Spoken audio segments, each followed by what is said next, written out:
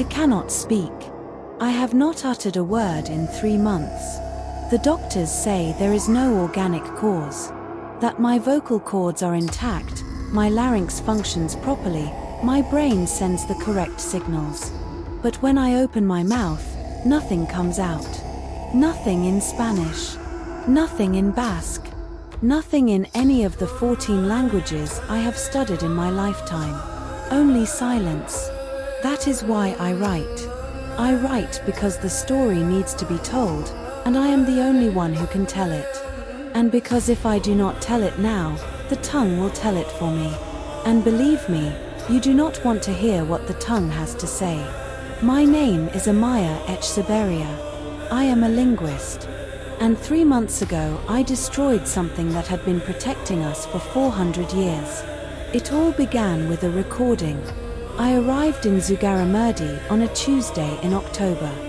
I remember because the GPS stopped working at exactly 3:47 in the afternoon, on a sharp bend between Erdax and the village, and I had to follow the road signs the way people did before satellites existed. The way it has always been done in these mountains, reading the stone, reading the moss, trusting that the road knows where it leads even when you do not. The Navarrese Pyrenees in October is a place that does not wish to be visited. The beech forests close over the road like a ceiling of interlaced fingers, and the fog not the sea fog I knew from Donostia, but an earth fog, thick, smelling of roots and underground water clings to the windshield as though it wants to get inside the car.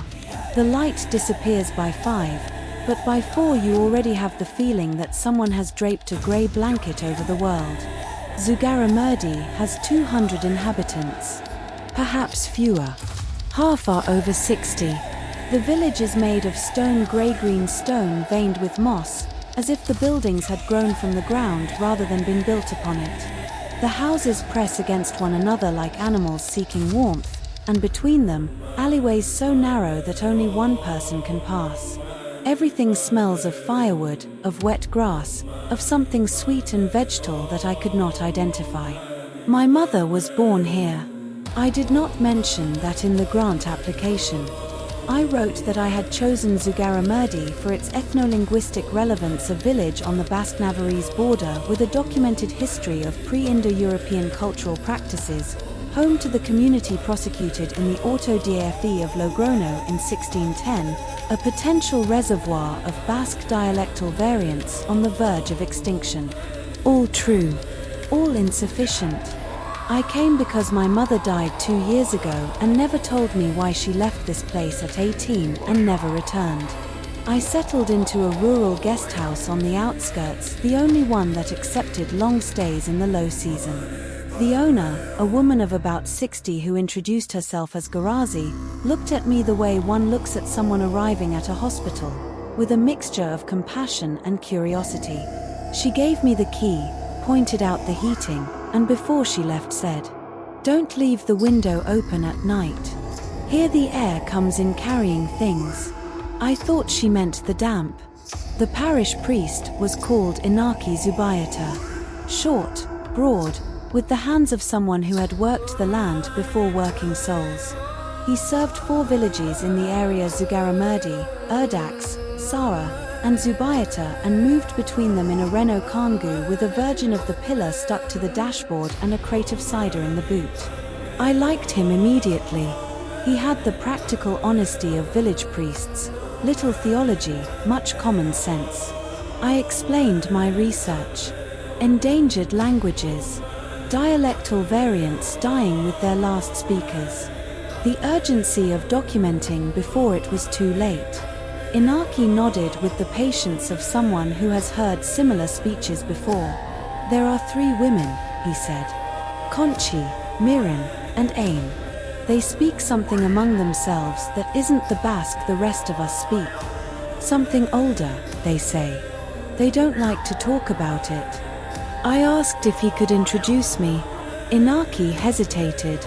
It was a brief hesitation, half a second, but I noticed it because I am a linguist. My work is to notice what people do just before they speak. "I'll take you to Conchi," he said. "But don't bring the recorder. Conchi Elizondo's farmhouse stood on the northern slope of the village, surrounded by bare apple trees and a kitchen garden that even in October maintained a stubborn dignity. The door was open. The kitchen smelled of fresh coffee and chisistora. Conchi was seated by the window, peeling chestnuts with a knife that looked older than she was. 82 years old. Small, wiry, with hands that had milked cows, split firewood, and surely caressed grandchildren, all with the same efficient firmness. Her eyes were what caught your attention most, black, deep, and directed at me with an intensity one had not expected. She looked at me the way one looks at an ancient document, trying to read something beneath the visible surface. Inaki introduced me. He told her I was a linguist, that I came from the university, that I was interested in the village's oral traditions. Conchi went on peeling chestnuts. She said nothing for a full minute. A minute of silence in a kitchen is an eternity. You can hear how the heating works, how a tap drips, how the air moves between the furniture. I accepted the coffee she had not offered. I served it myself, because the pot was on the stove and the cups on the shelf, and it seemed to me that Conchi expected me to do precisely that, to move through her kitchen as though I knew it. And the strange thing was that the kitchen did feel familiar. The arrangement of the cupboards, the height of the countertop, the blue cup with the chipped rim. Everything produced in me a sensation that linguists call déjà, intend you the impression of having perceived something you have in fact never perceived. Only here it was not a sound. It was a place. When I mentioned the recorder with all the delicacy I could muster, like someone proposing an uncomfortable treatment, Conchi set the knife on the table. She looked at me directly and said a single sentence in Basque. Hemen easy dago eza grabatsiko. There is nothing here to record. Inaki touched my arm. The visit was over. I returned to the guest house at nightfall. The fog had descended upon the village and the street lamps were diffused circles, like animal eyes through frosted glass. There was no sound. No cars, no voices, no one's television. Only the drip of water in some gutter and, beneath it, a silence so complete it seemed solid. As though silence were the substance from which the air was made. I turned on the heating, made myself an omelette with the eggs Garazi had left in the fridge, and reviewed my notes. I did not have much. A refusal. A sentence in Basque. And a feeling I could not classify. I did what I always do in fieldwork. I left the recorder running. It is a professional habit. Memory is treacherous, and sometimes the ambient sounds of a place, the wind, the animals, the distance between noises tell you things about a community that interviews cannot capture. My recorder was professional grade, high sensitivity, capable of registering frequencies the human ear can barely perceive. I set it on the nightstand. I pressed the red button. I fell asleep. I woke at 7. The fog was still there, pressed against the window like a creature that refuses to leave. The recorder had stopped automatically at 4:23 in the morning. It shuts off when it detects no sound for 5 consecutive minutes. I had breakfast. I put on the headphones. I began to listen. The first hours were what you would expect. The creak of the bed when I turned, my breathing, the tick-tock of a clock I did not remember seeing in the room. I fast-forwarded. More silence. More breathing. The wind against the window. And then, at 3:17 in the morning, something. It was not an external noise. It was not the wind, nor an animal, nor a pipe. It was something that came from below. From the ground. From beneath the ground. A continuous, low murmur with a texture that reminded me of the sound of the sea inside a conch shell, except it was not random. It had structure. It had rhythm. It rose and fell with regularity, like an immense breathing, and within that breathing there were variations, modulations, something my trained ear recognized immediately as articulation. Something was speaking beneath my room. The murmur lasted exactly 47 minutes. It began at 3:17 and ended at 4:04. Afterwards, absolute silence until the recorder shut off. I listened to it 3 times in a row. By the 3rd time, I was trembling. Not from cold, not from fear, from recognition.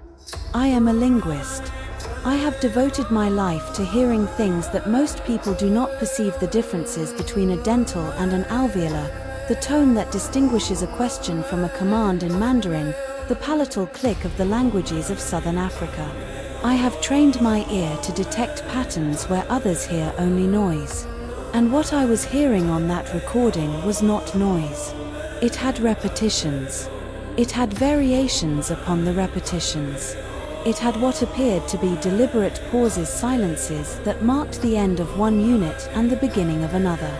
It had, if I was not mistaken, something that bore a dangerous resemblance to verbal conjugation.